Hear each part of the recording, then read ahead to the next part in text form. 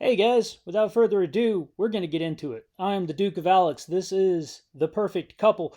This is an entire TV show review, and I legitimately had to take notes this time to keep up with everybody. That's how I see the world. It's all reverse contrasted and white on black. So we're going to get into it. I'm not going to This is a Netflix TV series. It just came out. It was suggested to me. It was very good. I thoroughly enjoyed it. I, might have made a few jokes every now and again. Said some things like that's not how that works when it comes to the legalese aspect of things. But I'm very happy to report that for I think it was six, maybe 8 episodes, it was solid. It was really good. Tons of family drama, tons of very intricate things, and the best part is the mystery kind of keeps you guessing all the way along. They don't give up the ghost too quickly, I believe, and I think it was a well earned conclusion. So, uh, let's get into it. Episode one is going to introduce us to all of our main characters. We have Greer, who, and you might need to keep a list such as this yourself to keep track of everybody.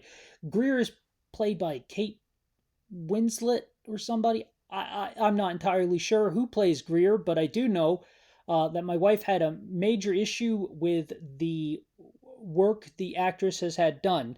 And I can say that for such an excellent actress, she's using her eyes so much and not the rest of her face. And it's because of the work that was done, and she's an excellent actress. She's performing at a AAA level, but she had that work done, and they're not the only one in this entire series. We're going to get to Isabel later on, but so that's Greer. Greer is the mother. She is also a famous author in this universe. Very wealthy, part of a wealthy family. I forget their last names. It doesn't matter. They're wealthy. Greer's wealthy, so is Tag. Tag is basically a trust fund child. He never, I do not believe, had his own income outside of just inheriting a lot of wealth and then meeting Greer, and Greer kind of keeps the family going now because his wealth has come to an end. And the three kids, which are Benji, the middle child, Thomas, the eldest child, Will, the youngest child. Will is about to turn 18. When he turns 18, the trust will release for them, and they will then inherit a lot of money. So there's money coming down the pipeline, but they don't have it yet, although everyone seems to have some level of affluence, if you will. Amount of it is unearned? Probably. The town in which this takes place, Nantucket, I believe, is kind of a character in and of itself. They are very wealthy, very waspish, if you will, if you've ever heard that terminology. And that was just an old school term for an old wealthy white person, was a wasp. Uh, I like that. That's a fun way to say it. So we have Greer, the main mother slash matriarch of the family, who is a successful author. We have Tag, Greer's deadbeat pot smoking husband, who's seemingly, in episode one, innocuous. We have Thomas, the eldest child, whom we get introduced to pretty early on, asking for money from Tag. So we know that Thomas is, he has this game he plays where he does pill roulette, where he takes medications from everyone and then he just puts them on the table and you take one and just kind of see what happens. Isn't that a fun game? We have Benji. It sounds like addictive personality, if you ask me. We have Benji, who's the middle child and is, for all intents and purposes, a very sweet individual who is getting married soon to our main character that I haven't introduced yet. Then we have Will, the youngest child who hates his father and hates the world, and he's 18, and that should tell you everything you need to know about Will. And I think they almost played into that stereotypically for his character, was he's young and he's reckless. That's it. So, our main character is Amelia, and Amelia's has a best friend named Merritt, and Merritt is Amelia's maid of honor. Amelia has come to Nantucket to marry Benji, and is feeling completely out of place. Episode 1, we have get-togethers that they're doing, little parties that they're doing. I believe Amelia's parents arrive, who are Bruce and Karen, which is a solid name for Amelia's mother. And Amelia's mother is currently going through cancer treatments, so she's lost her hair. She's wearing a wig, and just feels very. I guess the wording is hesitant, very out of place, much like Amelia is. I believe her parents are supposed to be the stand-in for us regular Americans who are coming into this affluent culture lifestyle that they're inherently unused to. Um, then we have some of the side characters, such as Gosha, who's probably my favorite character in the whole show. Gosha is the housekeeper. I do not know where Gosha hails from, but she's their housekeeper, and she's kind of has a thing for Tag. You can tell because in the audio description, it constantly tells you that when Gosha serves Tag, she smiles. She laughs at Tag's jokes. Her eyes linger on Tag when Tag leaves. It's just kind of these little things that build up over time. My wife actually turned to me and she goes, "Oh, Gosha is in love with Tag." And I was like, "What do you mean?" She goes, "They're dropping hints like crazy." I was like, "Oh, I didn't get that." Well, there you go. Then we have Let me make sure I've gotten all the main characters. I have Amelia. I have Merritt. I have Benji. Because if I miss somebody in this situation, last person, Abby, the extremely pregnant wife of Thomas. Very pregnant wife. Played by the little girl from War of the Worlds with Tom Cruise. That's all I know. Uh, that's all I know her from. So, that's Abby, and she's rather a brash individual, meaning that she uses a lot of wording that is kind of shocking at times. But she's adopted into and really lives that waspish lifestyle of the rest of this wealthy family, the other five main very wealthy individuals. And she's kind of Amelia's this is how it's done sort of thing. And so she's going to drop hints to Amelia along the way as to what's happening or what's going on, history in the family, that sort of thing. So then we are going to bring up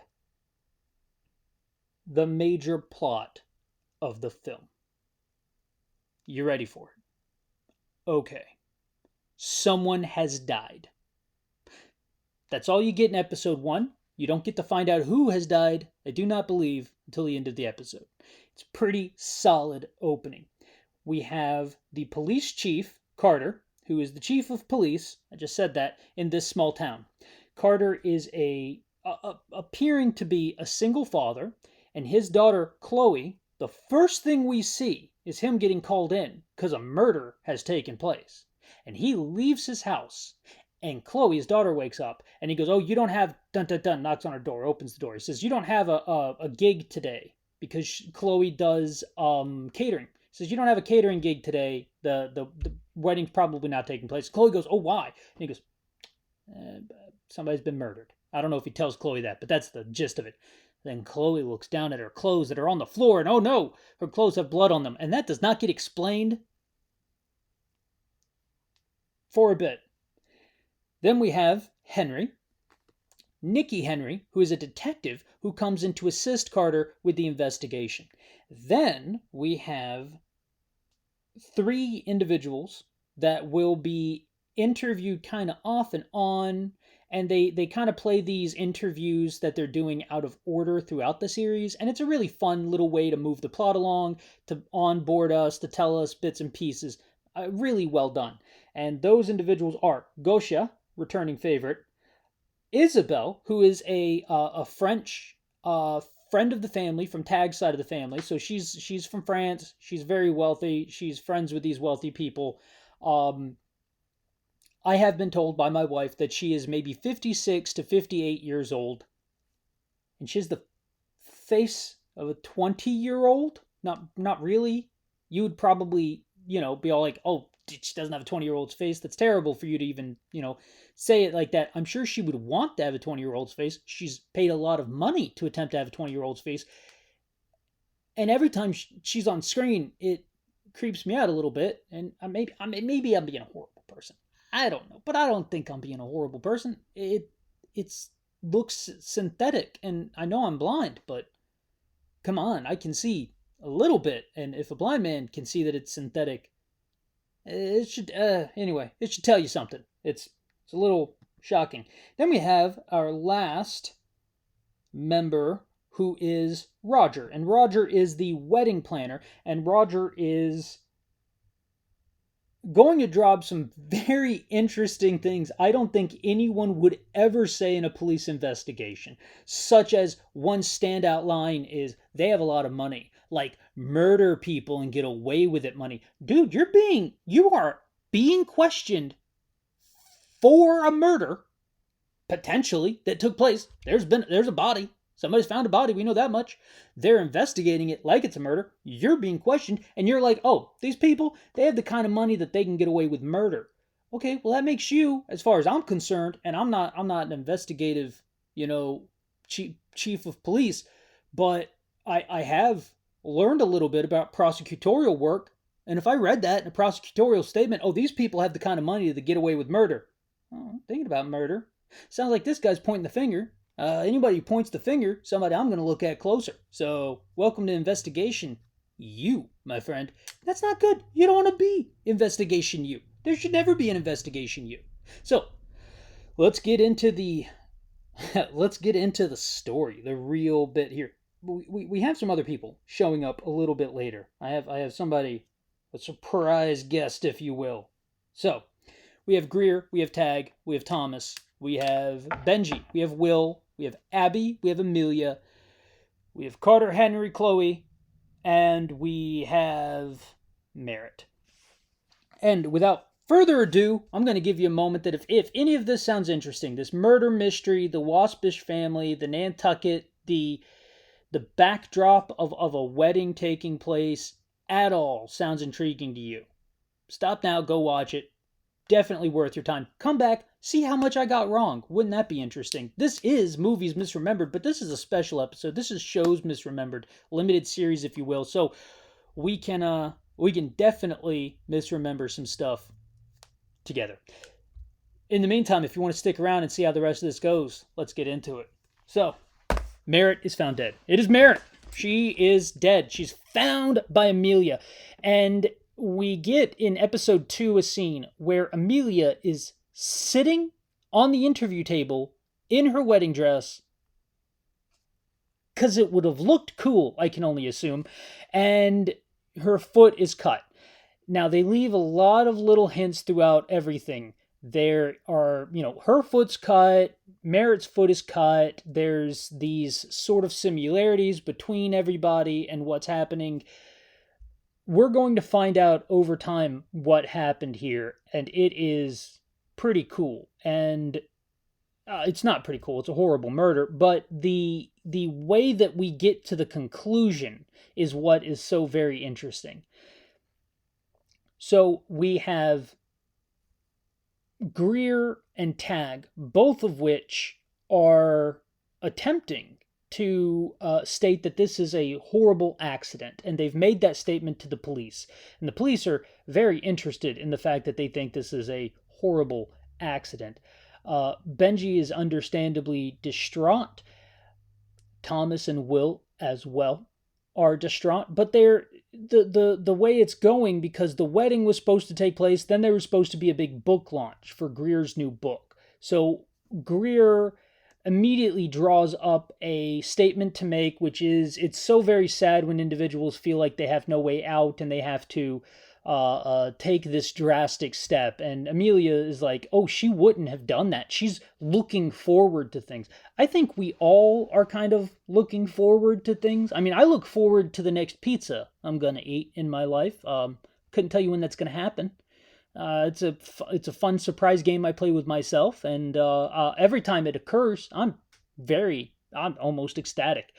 So it's just one of those things that I'm looking forward to. So I guess for the sake of this video and for the sake of my life moving forward, you can officially state I'm looking forward to things and always will be looking forward to things, much like Merritt was. So Amelia says she wouldn't have done that. And that brings up additional questions. Well, we're going to find out, and I am jumping ahead by episodes because I watched all these things. I cannot keep the episode straight. Merritt is pregnant. Whoa, that's big. Now, Merritt also had a little flirtatious moment earlier on with Will, who was just about to turn 18, if you're remembering, and Merritt kind of cuddles up to him and puts her hand on his chest and says, I'm gonna laugh like you just said something hilarious. And then she laughs and she does the picture like that. and the picture's taken, and all of a sudden he has this picture with Merritt. Merritt is, by all accounts, an extremely attractive blonde woman. Not that the color of her hair matters, but it does for some individuals. And the fact that he now has this photo, Will's looks a little smitten, and so that's to kind of lay the groundwork that perhaps something happened there. Now, Will also is seen to have a cut on his hand in episode 2, and Tag asks him if everything's okay, and he says yeah, and just moves on. And it turns out that him and Tag do not have the best of relationships. Tag's Greer's husband, Will's father. I know. It's going to get complicated. So basically, Tag spends the entire movie smoking weed, which is pretty awesome. I can't fault the man for his vices, except for the alcohol aspect. You can't day drink and smoke weed. That's just reckless, I think. But, this is coming from a blind guy who could day drink and smoke weed constantly. But anyway, so he's constantly toking on a spliff at some point in his time. And Greer and everyone else just kind of ignores this. This just occurs. He's just always going to go over there and smoke a joint now. And there's a scene where he first meets Merritt and he passes her the joint, and then later on they meet again and they're chatting, and then later on it becomes apparent that Tag and Merritt are having an affair. Whoa. Yeah, I just jumped ahead to like episode 5, but that's okay because we have to tell this story in chronological order, not in the order of the episodes. I couldn't fathom how to do that. I'd have to take better notes, which I might just do next time.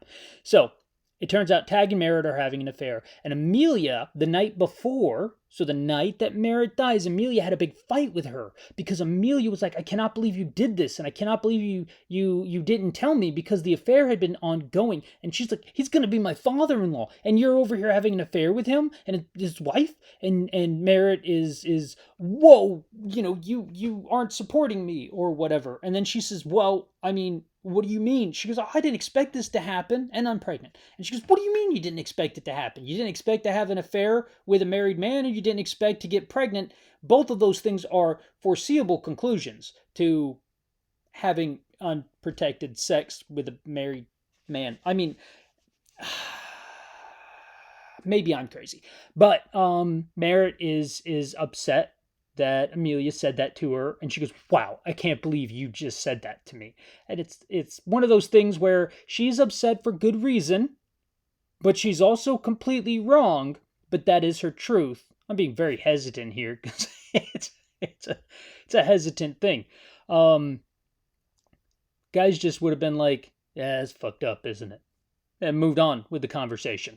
But it's definitely a sight into their friendship.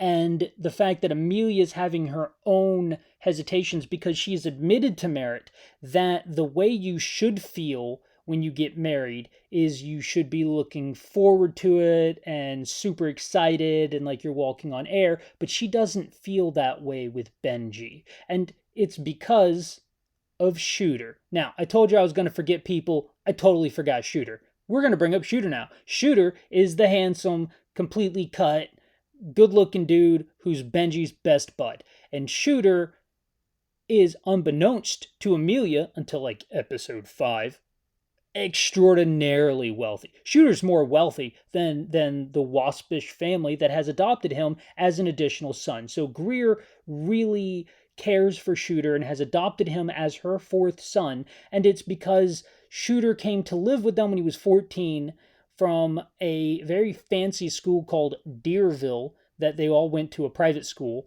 and Shooter's mother died in Mumbai.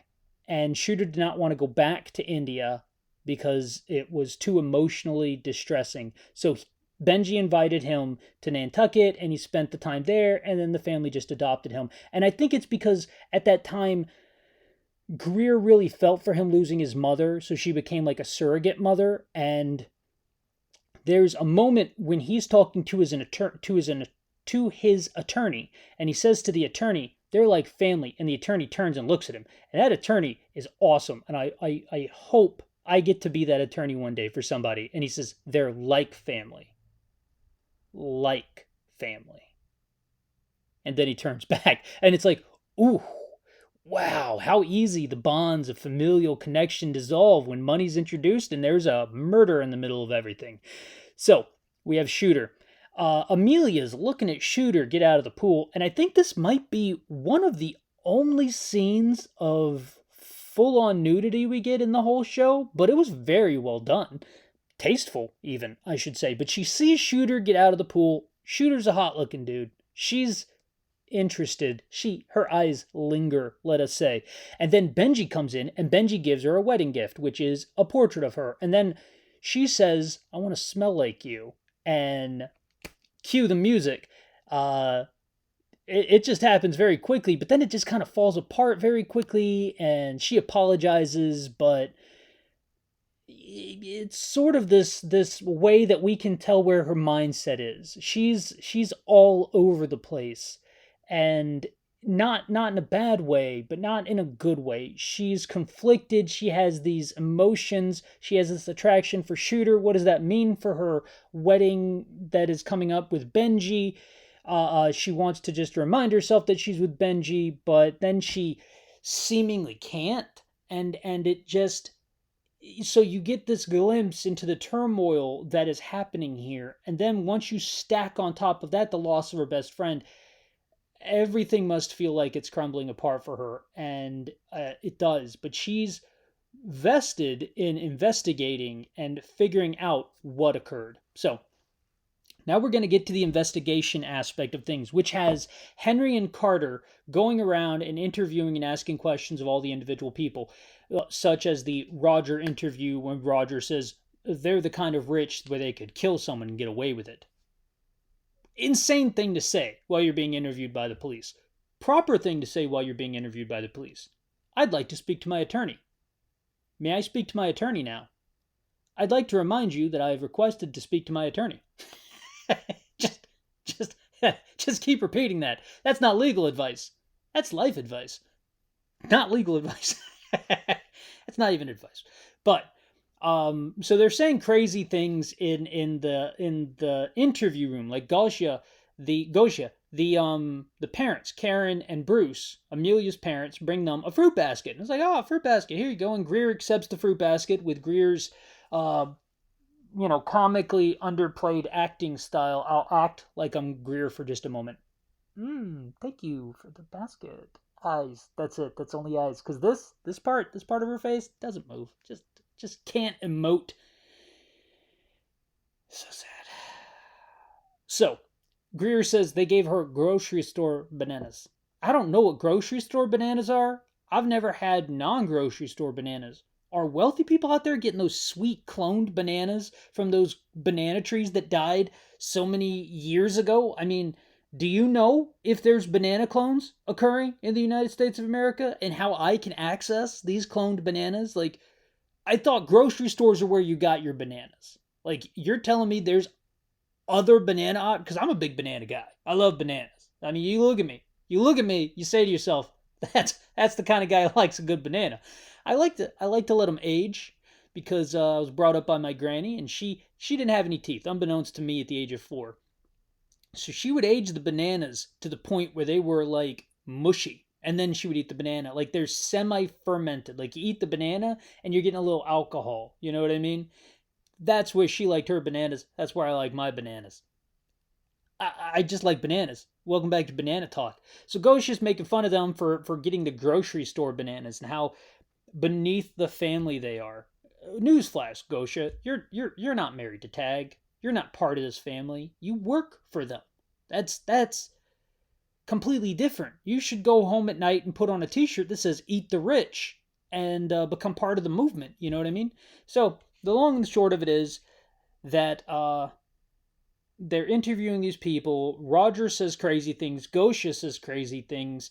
The only person who doesn't really go off the deep end during the interview is the third standby character.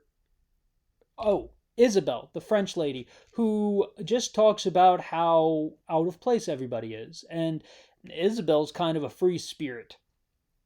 But as the investigation goes on, we find out more about Henry and Carter and their relationship. Carter's the chief of police, Henry's the head detective. Henry's there to assist Carter. Carter kind of feels like Henry is a little bit more brusque than need be, and he pulls her off to the side after a certain time and he says, "You need to stop." She goes, "You're too soft on the locals." He goes, "No, I know how this works. You're talking to powerful, wealthy people. If you're too hard on them, they will call in their powerful, wealthy attorneys. And then we won't get anywhere. They'll clam up and we won't figure out anything.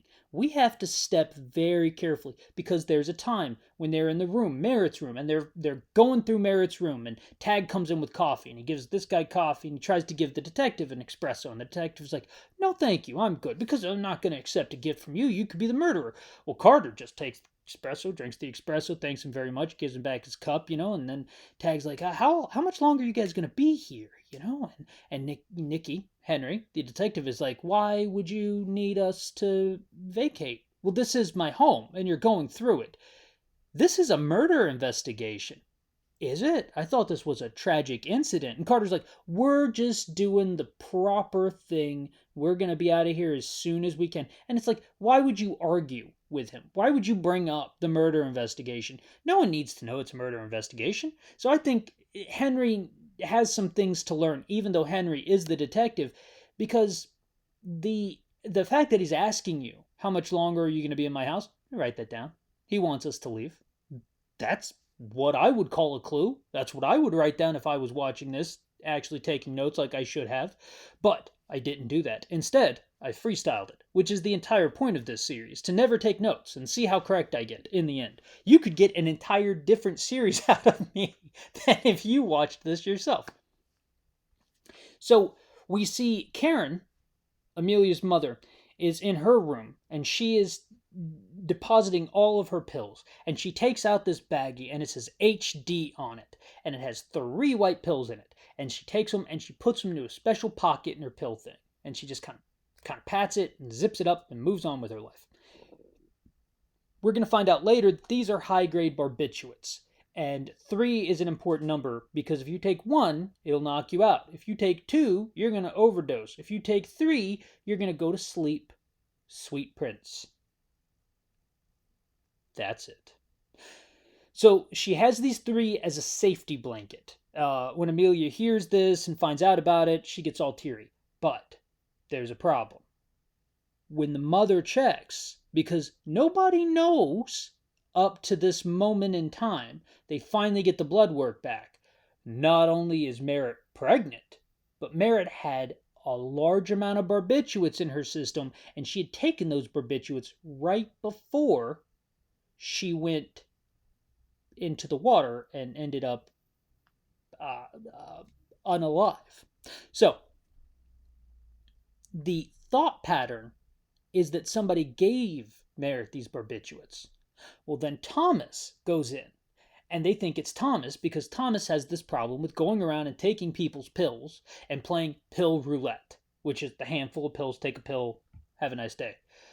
Well, it turns out that not only did he not know taking people's prescriptive medications was illegal, which is a total WASP thing to do. There are so many times in this series where the people in the interview room admit to a felony. and then they don't talk about it. I want that legal drama. Like, this whole family admits to felonies constantly, and there's just nothing going to happen about it. I don't think Thomas will ever be charged.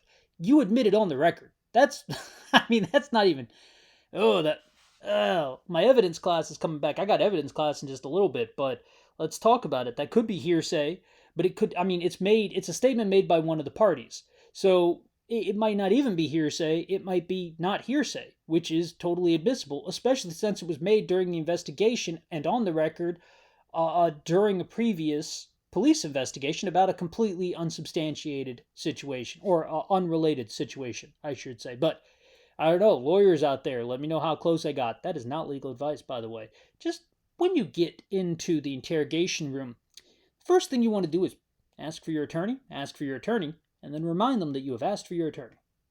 Golden. Not legal advice. So, Thomas admits to taking the pills. He goes, I take pills from everybody. They go, that's illegal. Oh, it is? And he seems shocked. And he goes, well, I didn't do that because I wandered off after that point. Turns out, why he didn't do it was because he went and he got a gun, and he came back, and he was just going to shoot Merritt. But then Isabel intervenes. And Isabel just tells him, don't do that. And he goes, well, no, I need the money. He goes, come on. And Isabel takes him away. Why does Isabel take him away? Because Isabel and Thomas are having an affair on poor Abby. Abby being 8 months. 8 months and 3 weeks pregnant at this point. And Thomas is having an affair with a 56-year-old French lady who definitely had some work done. And it's tragic. But I think very representative of WASP culture modern day America. I don't know. If you're a billionaire, leave in the comments down below what your, mother looks like, I guess. You might not want to judge your mother.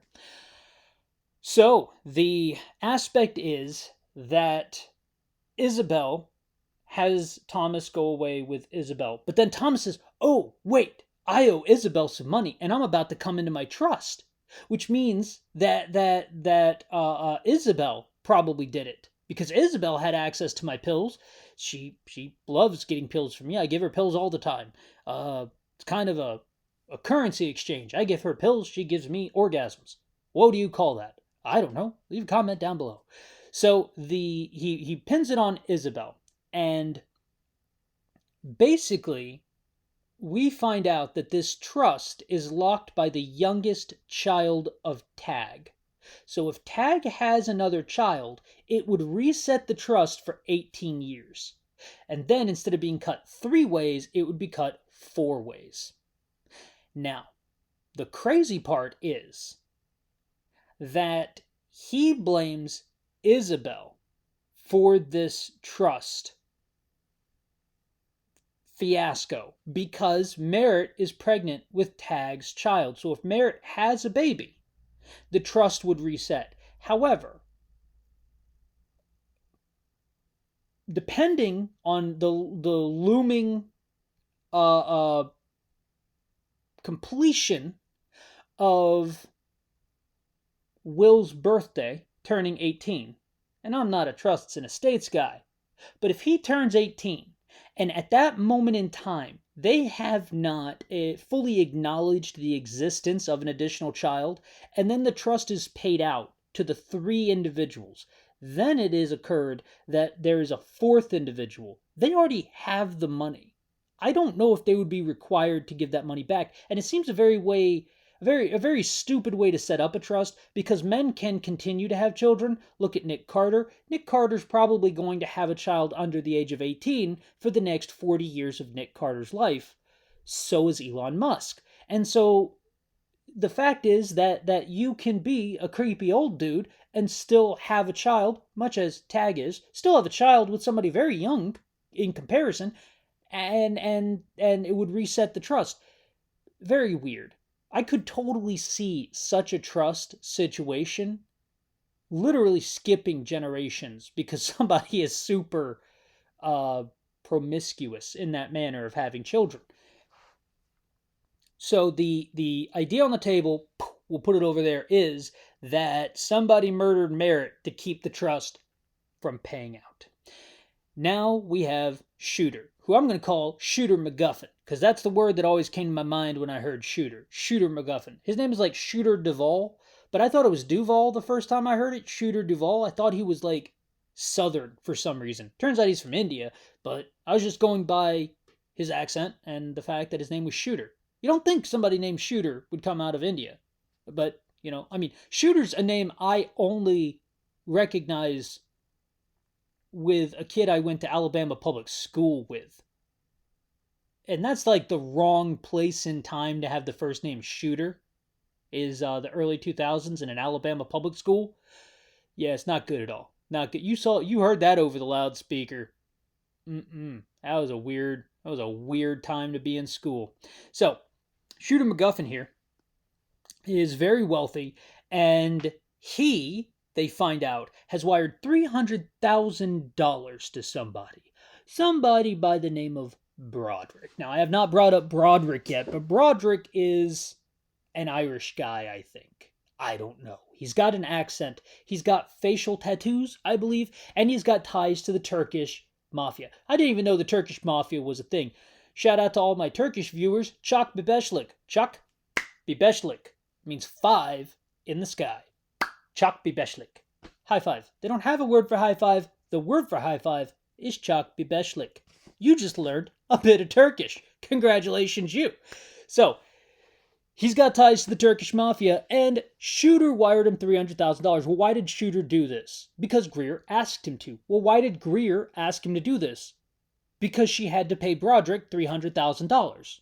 So they get Greer and they get Broderick in the same room, and they sit them down beside each other, and they're asking Broderick, why did she give you $300,000? And Broderick's like, because I asked nicely. And they're like, oh, da, da, da, da. And she's like, they're having you on. And he goes, I know that. Okay, so you two do know each other. And she just breaks down and finally like, this is my brother. What? That's your brother? But he's Irish and a criminal, and you're a very wealthy, waspish individual with 29 best-selling books and a marriage that's been going on for 29 years, 30 years, something like that. The big wedding celebration coming up for their anniversary. My parents been together 38 years. I didn't know that. I asked my mom the other day. Congratulations, you guys. Just had our anniversary the other day, too. So it's pretty awesome. So we learn that Broderick is her brother. Well, why did Shooter give him $300,000? It's because Broderick was in deep with some gambling debts, and he needed $300,000 to pay off the Turkish mafia. I guess they also do gambling. Who knew? And he had just been asked politely by Greer and would just always give Greer the money. Now, why did this all come around? Because Tag was brought in for questioning because he was having an affair with Merritt. And then Tag said, oh, look at my watch, and takes his watch off. He goes, this records when I sleep, when I use the bathroom, when I cough too loud. That's going to prove to you that I was in bed at the time that Merritt had her issue. And that's an interesting thing, legally speaking. Could you use the smart watch to track your movement? I'm going to say no.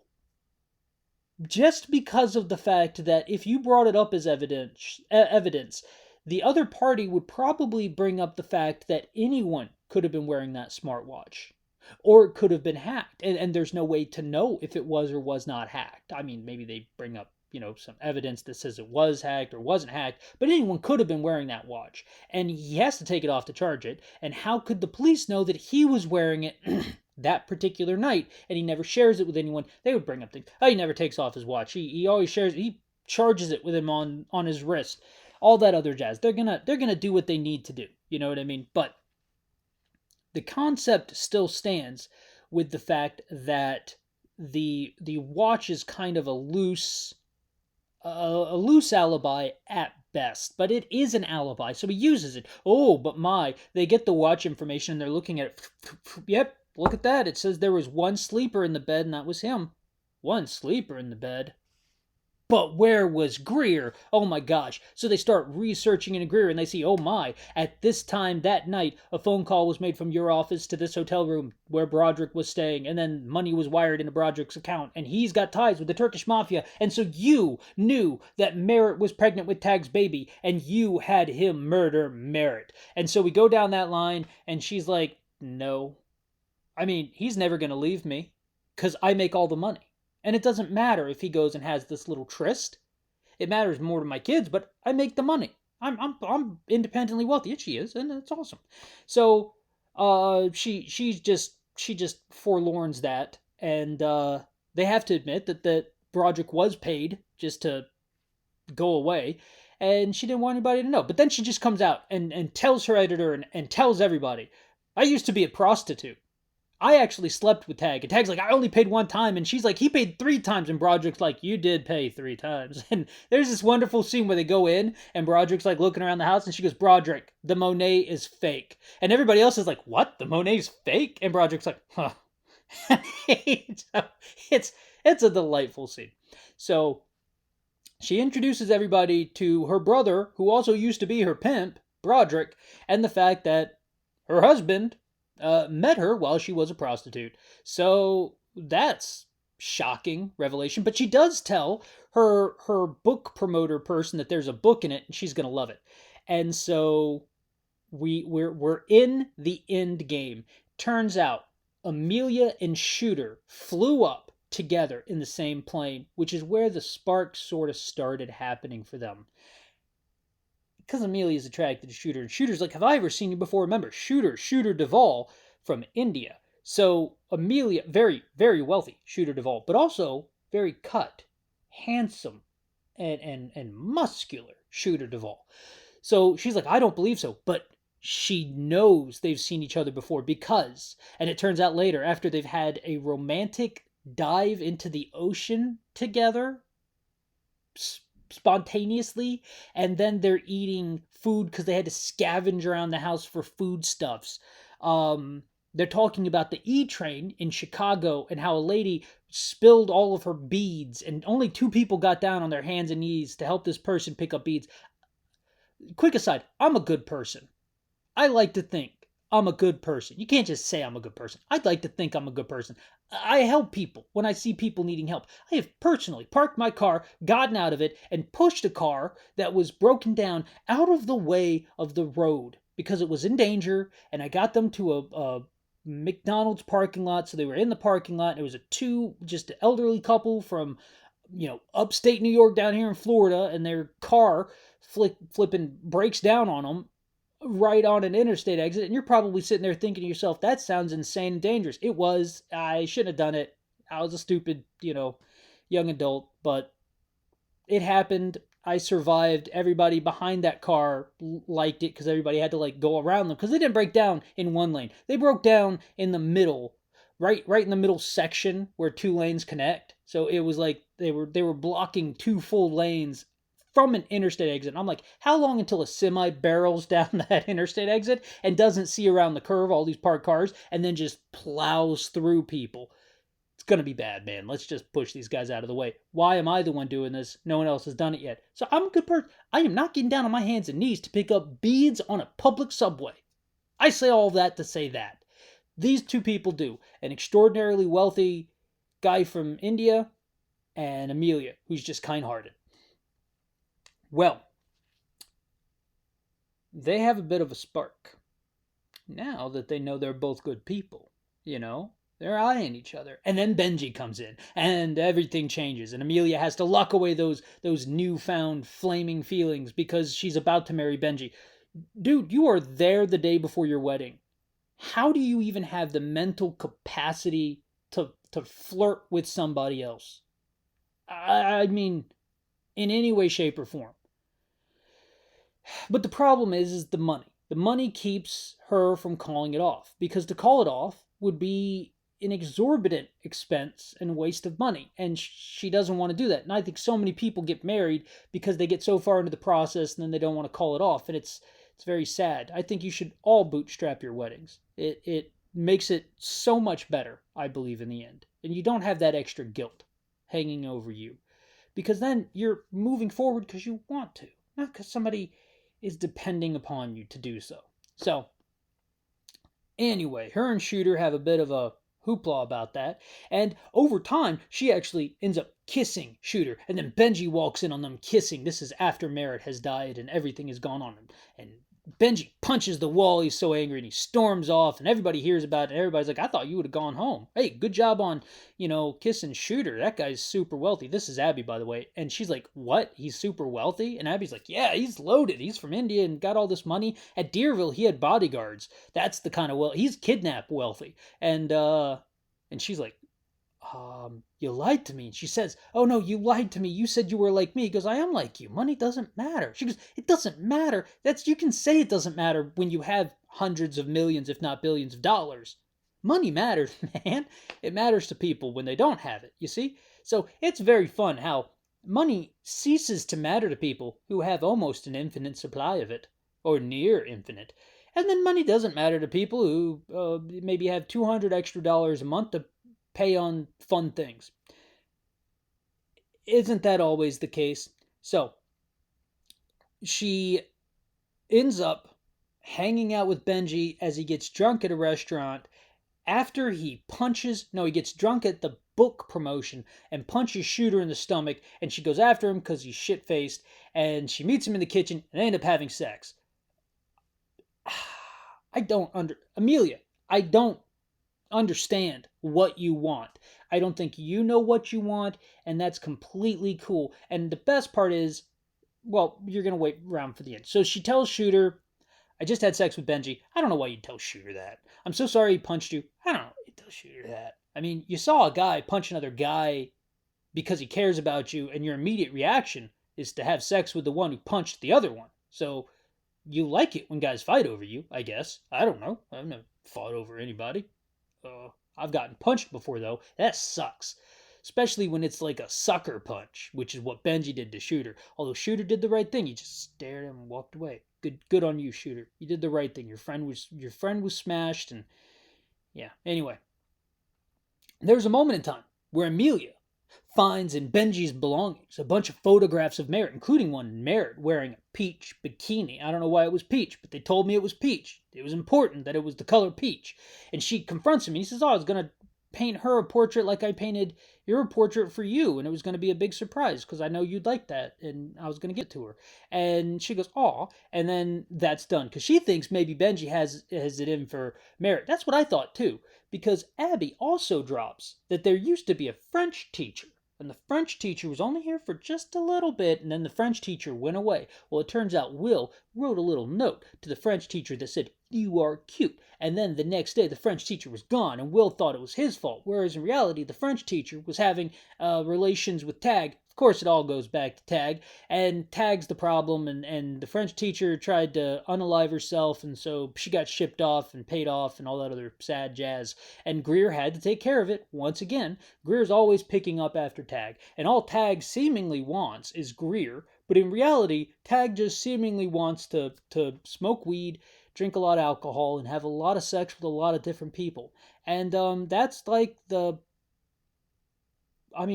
fuckboy lifestyle that I guess some people are going for. So, Tag, you living your best life, I can only assume, because that is not the life I would choose to live if I had your opportunities. But hey, you do you, man.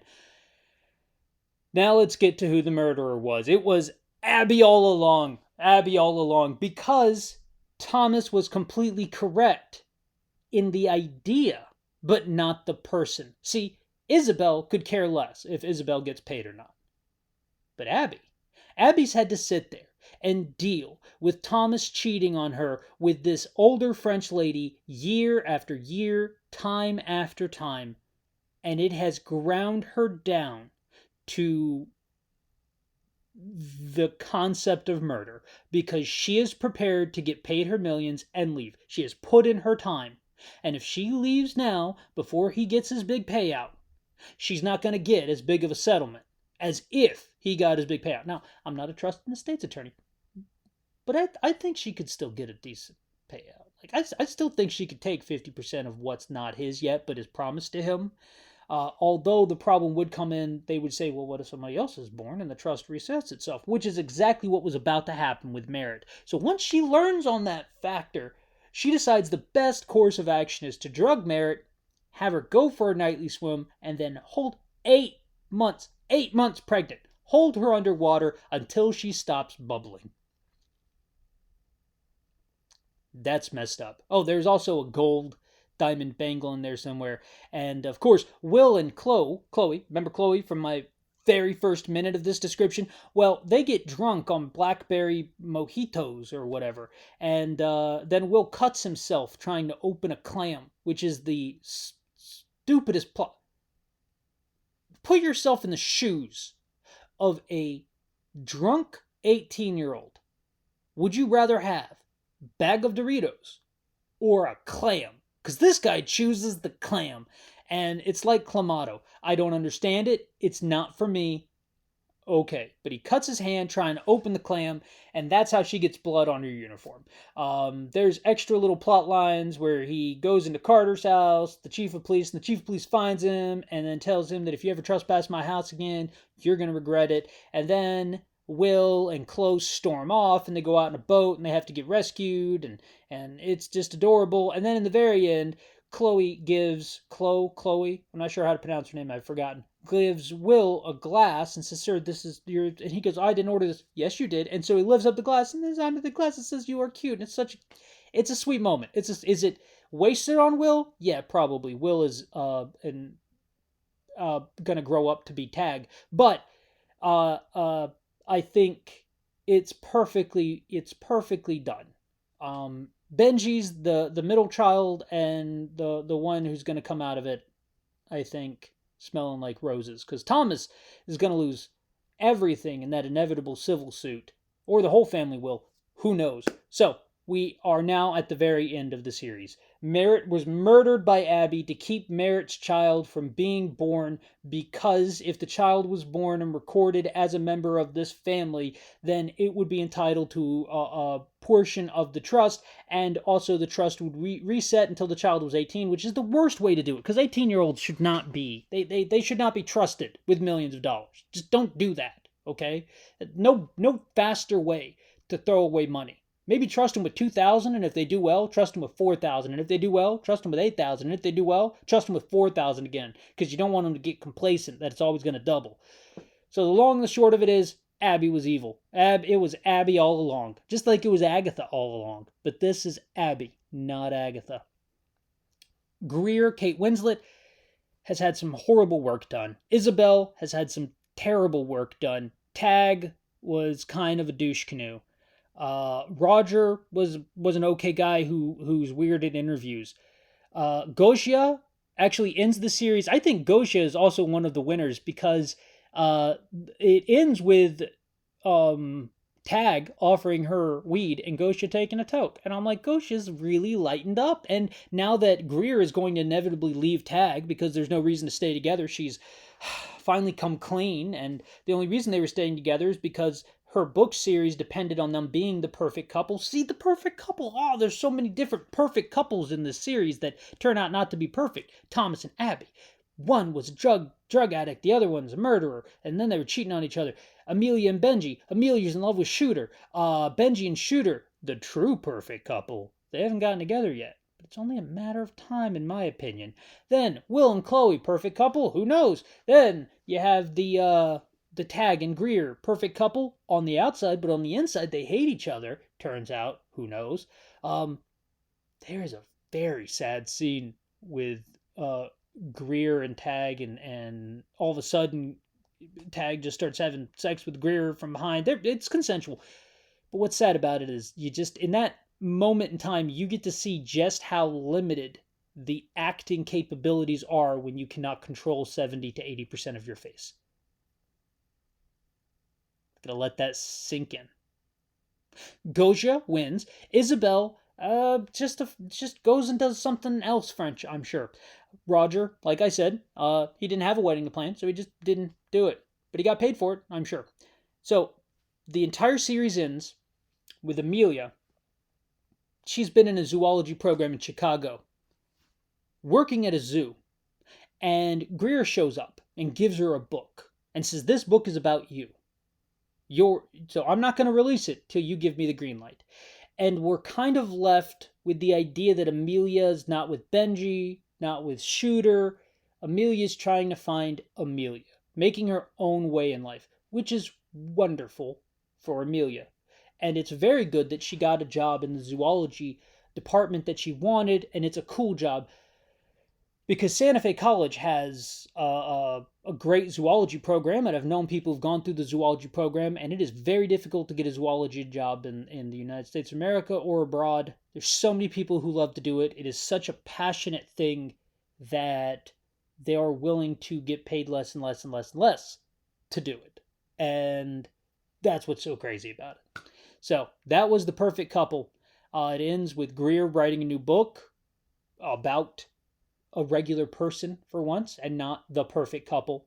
It ends with Merritt still being dead. It ends with Abby clearly going to prison in some form. It ends with Henry, the detective, making the statement to Greer, "I have a teenage son and I asked him to do something and he'd never do it for me." Which doesn't, even to me then, it doesn't make sense. It ends with Thomas losing most everything. I'm pretty sure Thomas is going to be brought up on drug charges. I mean, the guy admitted to stealing prescription medication in an interview with a detective and the chief of police. If he's not charged for it, I'm calling shenanigans on that one. It ends with Gosha toking with Tag. It ends with Tag. I don't know what happens to Tag, but I can only assume he's no longer married. It ends with Will turning 18, and I guess they get their inheritance. It ends with Benji. Who knows? Who knows what Benji's doing? I don't know. Ends with Shooter. Yeah. Ends with Broderick. I want a whole show about Broderick. Bring him back. That'd be great.